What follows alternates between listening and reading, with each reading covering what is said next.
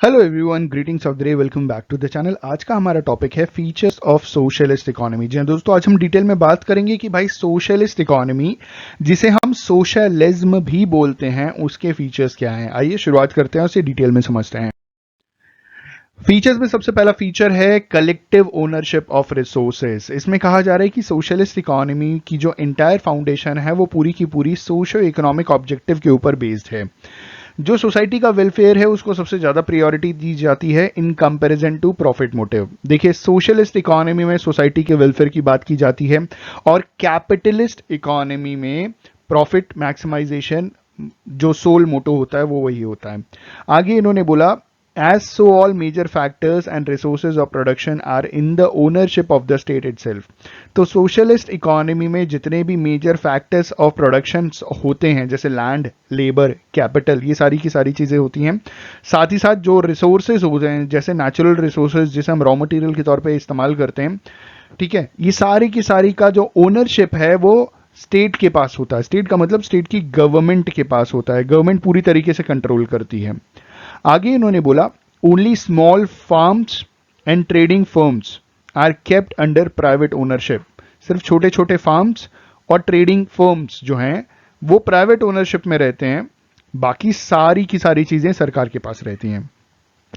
Second point है central economic planning. अब होता क्या है सोशलिस्ट इकोनॉमी में, इन्होंने बोला कि there is always a central planning committee.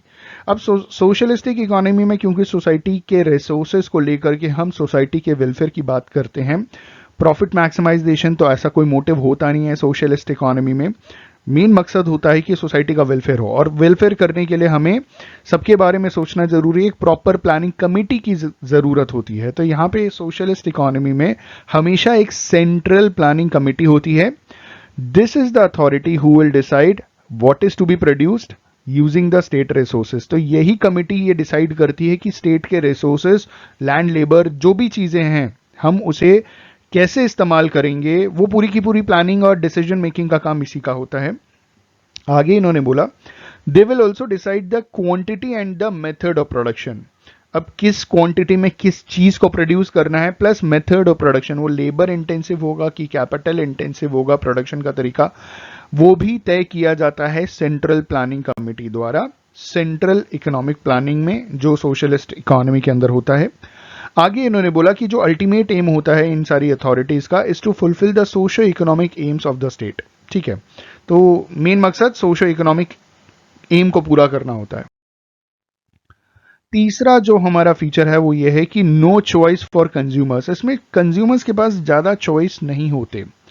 Every coin has two sides. हर सिक्के के दो पहलू होते हैं।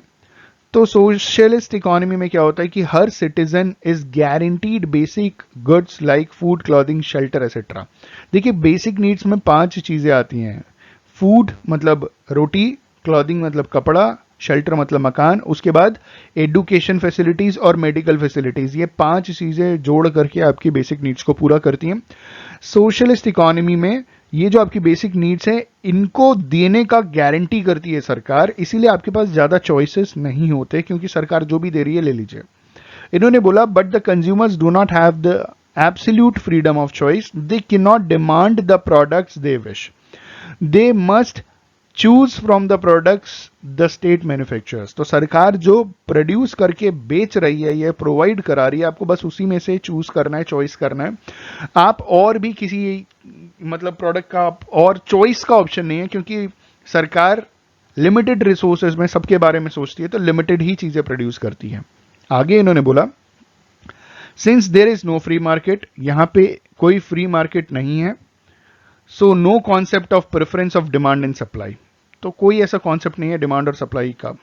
Also while every citizen will get work, सारे के सारे नागरिकों को काम मिलेगा। He is not able to freely choose his occupation. तो जो सारे के सारे नागरिक हैं उनके पास कोई आजादी नहीं है कि अपना ऑक्यूपेशन खुद से चूज करे। वो भी उनको काम मिलेगा, लेकिन सरकार तय करेगी कि उनको क्या काम मिलेगा।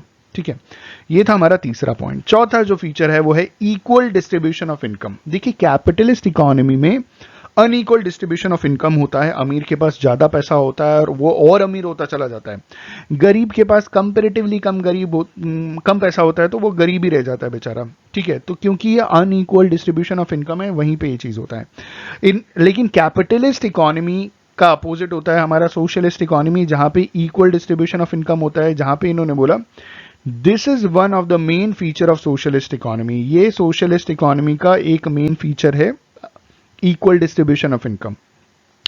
जो सेटअप होता है ना सोशलिस्ट इकोनॉमी का, does not allow one person to accumulate a lot of wealth, वो एक इंसान को अलाउ नहीं करता कि वो ढेर सारा पैसा इकट्ठा करके रख ले। So the gap between rich and poor is much narrower, तो अमीरी और गरीबी के बीच में, अमीर और गरीब के बीच में जो एक गैप है वो कम रहता है, ठीक है। And all their citizens enjoy equal opportunities and facilities like education, public health care etcetera, तो जितने भी नागरिक हैं उनको बराबरी का मौका मिलता है, बराबरी की फैसिलिटीज मिलती है, जैसे education, public health care etcetera. So there is no discrimination between different classes of people, तो कोई डिस्क्रिमिनेशन नाम की चीज नहीं होती और ज्यादा डिफरेंट क्लास ऑफ पीपल भी नहीं होते, क्योंकि लगभग सब सेम ही होते हैं। इंडिया की जो मिक्स्ड इकोनॉमी है, यहाँ पे 70% पॉपुलेशन, हम पढ़ाई कर रहे हैं सोशलिस्ट के बारे में, लेकिन मैं एग्जांपल दे रहा हूं इंडिया के बारे में, यहाँ पे 70% जो पॉपुलेशन है वो सब मिडिल क्लास है, जो हमारे पास रिसोर्सेज है सब आप ही के पास है, जो आपके पास हो हमारे पास है। ऐसा नहीं हमारे पास 10-15 लैम्बोर्गिनी कार्स हैं, हम इतने अमीर हैं, ठीक है, आप समझ रहे हैं। तो इंडिया की जो पॉपुलेशन, तो हमारे बीच में जो डिफरेंसेस है वो बहुत कम है। सेम चीज सोशलिस्ट, क्योंकि इंडिया में मिक्स्ड इकोनॉमी है तो सोशलिस्ट की भी कुछ चीजें इंडिया के अंदर है, ठीक है। आखिरी जो हमारा फीचर है वो है एब्सेंस ऑफ मार्केट फोर्सेस। इन्होंने कहा कि भाई जो मेन मोटिव होता है वो सोशलिस्ट इकोनॉमी में वेलफेयर ऑफ द पीपल होता है, ठीक है।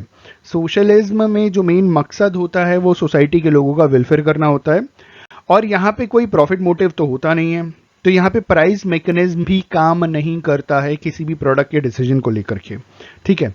जो प्राइसिंग स्ट्रक्चर होती है सोशलिस्ट इकोनॉमी की, उसे कहते हैं एडमिनिस्टर्ड प्राइसिंग।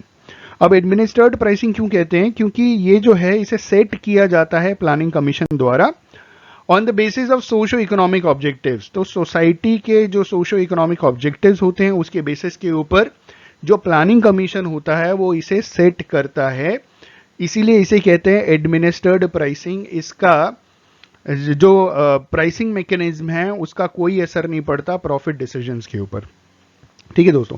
तो ये था कुल मिलाकर के फीचर्स ऑफ सोशलिज्म या फीचर्स ऑफ सोशलिस्ट इकोनॉमी। इतना कवर अप करने के बाद उम्मीद है कि आपको आइडिया लग गया होगा कि ये चीजें होती क्या हैं। आने वाले वीडियोस में हम बात करेंगे advantages and disadvantages of socialist economy. हमारे वीडियो अगर आपको पसंद आए तो प्लीज़ लाइक शेयर कीजिए, हमारे चैनल पर नए हैं तो प्लीज़ सब्सक्राइब कीजिए। 90% से ज़्यादा लोग हमारे चैनल की वीडियोस को देखते हैं लेकिन सब्सक्राइब नहीं करते, तो हम जैसे टीचर्स के लिए बस आप ही लोग एक मोटिवेशन है कि अगर आपको हमारे वीडियोस पसंद आते हैं तो हम और जी जान लगा करके और वीडियोज़ बनाते हैं। अगर वीडियो पसंद आए तो प्लीज़ लाइक ज़रूर कीजिएगा। On this note, thank you so much for watching this video. Have a good day and all the best for your examinations.